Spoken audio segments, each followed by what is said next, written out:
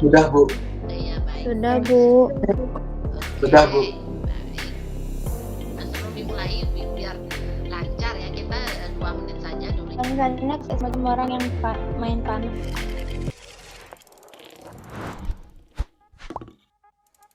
Ya. Sebagai pendahuluan, kita seperti biasa, mari awali kegiatan hari ini dengan berdoa bersama. Untuk itu, coba Ibu minta salah satu bisa memimpin doa. Mungkin siapa yang ada di sini mau? Saya Bu Anggarani, Bu. Oh ya, silakan, Rani. Sebelum memulai pelajaran, mari kita berdoa. Berdoa menurut agama dan kepercayaan masing-masing. Berdoa mulai. Gitu, tugasnya bisa disedikitin aja, Bu. Oh gitu, oke, baik. Nah, kalau misalnya mic-nya lama, tugasnya sedikit. Jadi seperti ini mungkin kerak lagi ya.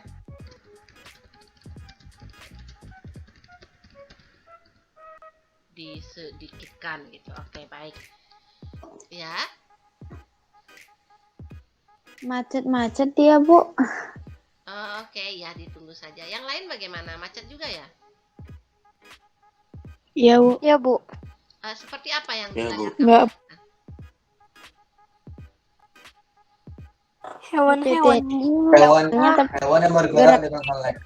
Bu. Oh, oke, nge-lag. Oke ya. Baik.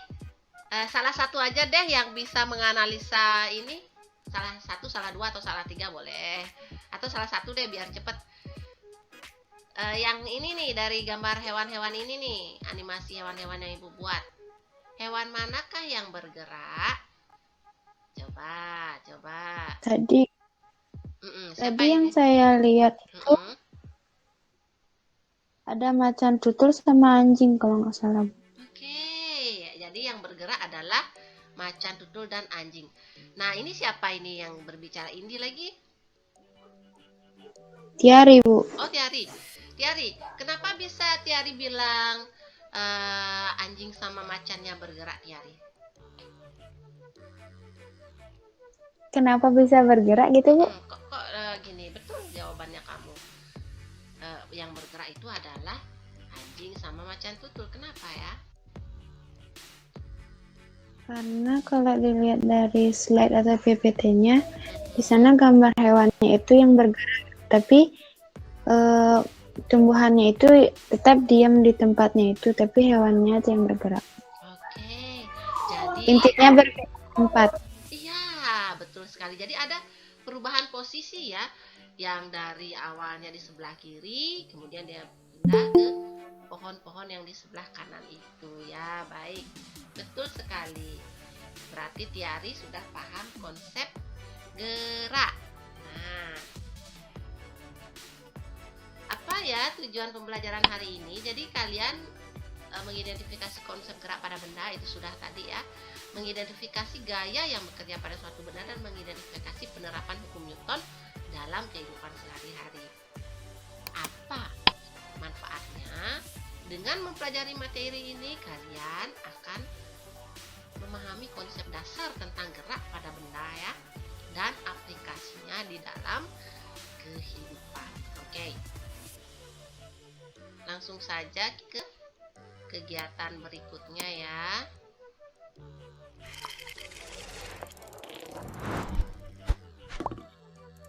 Kegiatan inti ya. Gerak pada benda.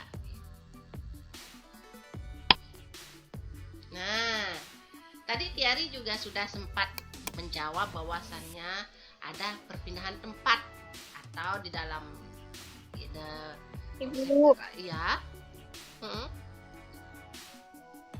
katanya terima skendanya.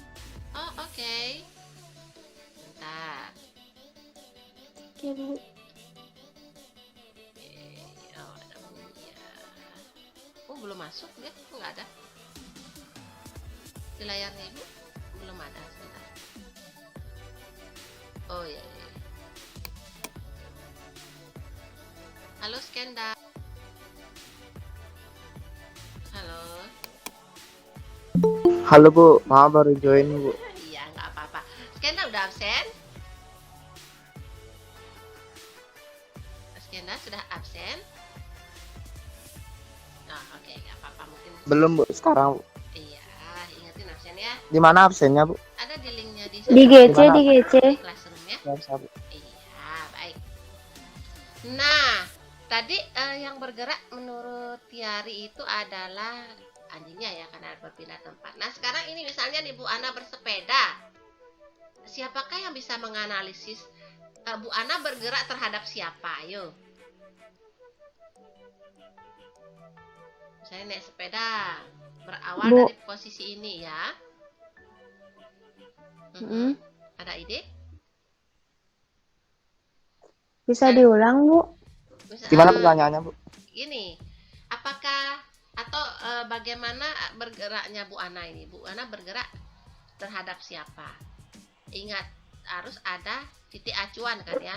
Misalnya bergerak Bu Ana startnya dari pohon ini ya. Berarti Bu Ana bergerak terhadap pohon ya.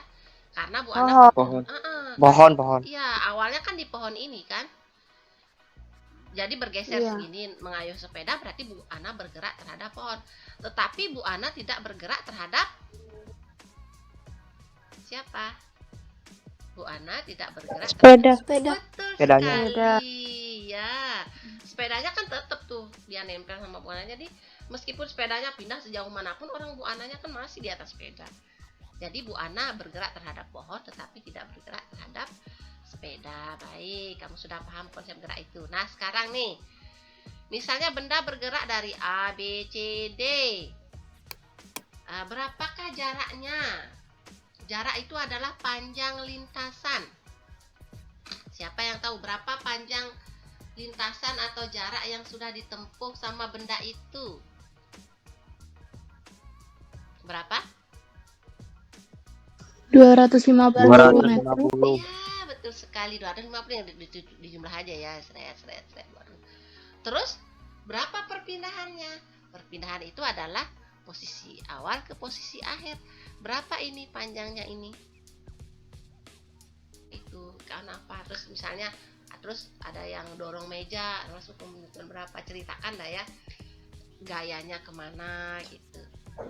Nah, yang istimewa adalah untuk tugas ini kamu boleh kirimkan pertama dalam bentuk foto, kedua dalam bentuk gambar. Iya, foto gini. Ya, dalam bentuk gambar boleh. Kalau kamu misalnya jago gambar, Ibu sangat suka melihat bentuk seni ya, entah itu gambar, lukisan, apapun. Ya, kalau misalnya kamu jago gambar, kamu gambar aja. Terus yang ketiga, tapi foto dan gambarnya harus ada keterangannya ya. Ini termasuk hukum Newton ini karena gitu. Isi keterangan, terus kamu gambar, isi keterangan. Yang ketiga, kamu boleh dalam voice note. Misalnya kamu gini ya, lagi mager gitu, ngomong aja sendiri sambil direkam gitu, boleh. Yang keempat, kamu boleh dalam video nih. Anak-anak tiktokers kalau suka bikin video boleh. Kamu bikin ini ya, video tiktok atau bikin reels, boleh tentang hukum Newton di rumahku gitu misalnya. Boleh ya, terserah kamu berkreasi. Kirimnya nanti di Classroom ya. Anak-anak 81, 82, 83 ini adalah tugas untuk hukum Newtonnya ini ya. Kamu kirimkan di Classroom-nya. Sementara anak-anak kelas 81 jangan cabut dulu ya dari Classroom-nya Bu Ana. Kalian ini adalah tugas terakhir dari kumpulkan di situ gitu. Nah, karena tugasnya seru, kita sepakati deh kapan gininya ya. Deadline-nya ya. Kamu kira-kira kapan bisanya? 2 hari, Bu. Mungkin. 2 hari, Bu. Yang lain ada ide berapa hari bisa? 2 hari aja, Bu. Kayak Wah, Chelsea. Nah, 2 hari baik. Berarti kita sekarang hari Selasa, Rabu, Kamis. Oke, Kamis ya. Kamis itu deadline-nya jam 11.59 malam PM. Jam 23.59. Nah, Ibu tunggu tugas kalian. Nah, ada yang ditanyakan dulu anak-anak nih. Tadi kalian bilang harus gini. Nah, udah 57 nih. Ya, ada yang Ibu, saya mau tanya, Bu. Oh ya, silakan siapa ini? Siapa ini? Chelsea ya? Oh, maaf, Iya, suaranya Bu. putus. Oh, iya, Tentang silakan. iya, Tentang, tentang tugasnya, Bu. ya, Gini, Bu, apa namanya? Boleh nggak misalnya kasih fotonya dulu, terus ringkasannya dibedain dia, Bu. bentar. Oh, bisa. Kamu kan nanti ngumpulnya di classroom kan? Nanti di sana kan aja Iya, Bu. di sana boleh. Jadi ngumpulnya misalnya seperti tugas kemarin ya, nggak mesti harus di dalam satu ngeplek gitu, enggak. Misalnya nih kamu ngumpulkan foto, habis itu berikutnya diketik tuh di bawah di komen gitu, boleh. Atau kamu punya kertas di foto lagi kertasnya boleh, terserah kamu. Yang penting di dalam classroom itu ada tugas yang disetorkan ya. Baik, ada yang ditanya? Sip, Bu. Oke, sip. Bu, Kasih. saya mau tanya Bu, Siapa ini? Felicia. Felicia, oke, silakan. Sorry ya. Silakan Felicia. Hukum Newton 1, 2 sampai 3 itu masing-masing harus dikasih contoh apa pilih satu aja? Pilih salah satu. Pilih salah satu peristiwa yang ada di rumah kamu. Pilih salah satu aja ya, bukan harus nonton satu, enggak. Salah satu saja kejadian yang paling menarik menurut kamu kaji. Terus kamu analisa ada tuh, oh tiba-tiba misalnya ada orang jatuh cepluk gitu di depan rumah kamu, kesandung gitu. Hukum Newton Kalau berapa nggak ada, ini? Bu. Kalau nggak ada, apa-apa pasti ada.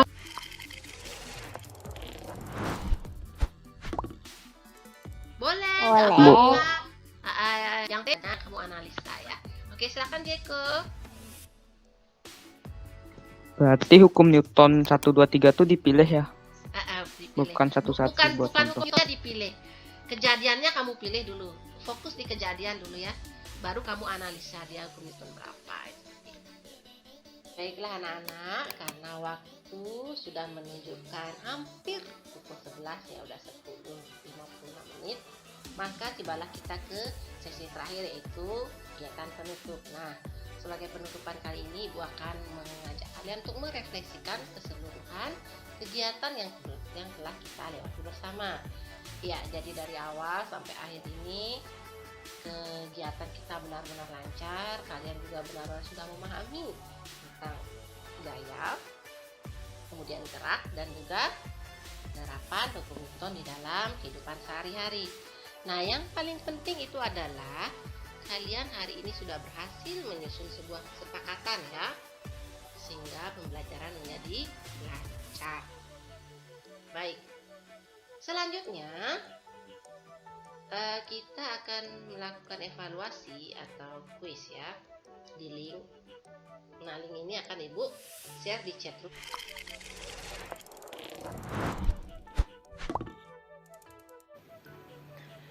Halo semuanya, sekarang saya akan melakukan refleksi terhadap pembelajaran yang sudah dilakukan tadi dalam aksi nyata kali ini.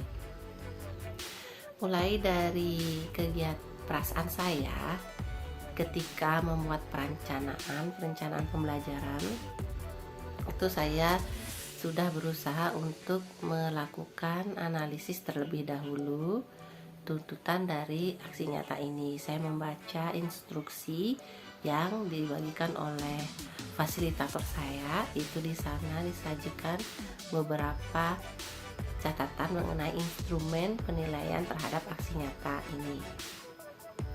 Setelah itu barulah saya memutuskan jenis pembelajaran berdiferensiasi dan juga KSE yang akan diterapkan. Karena materi kali ini tentang hukum Newton, maka saya merancang pembelajaran berdiferensiasinya itu berupa diferensiasi produk berdasarkan minat peserta didik. Nah, pada saat pembelajaran sebelum ini saya sudah melakukan identifikasi dengan menyebarkan angket di Google Classroom mengenai minat belajar mereka atau kesukaan atau minat mereka. Nah, selanjutnya Saya menganalisis juga tentang KSE apa yang bisa diterapkan berdasarkan materi tentang hukum Newton dan juga berdasarkan kondisi peserta didik saya memutuskan untuk menerapkan KSE pengelolaan diri ya.